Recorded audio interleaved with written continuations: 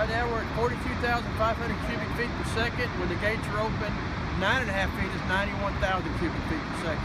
About Awesome. 1 million gallons of water per second. Man. Yeah, impressive. Well, we're slowly going to lower them throughout, probably tonight, tomorrow.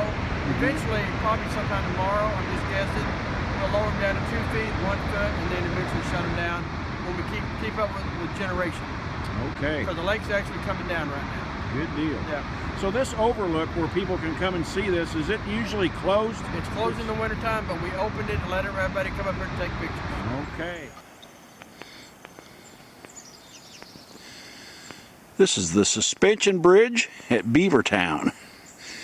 Closed, obviously.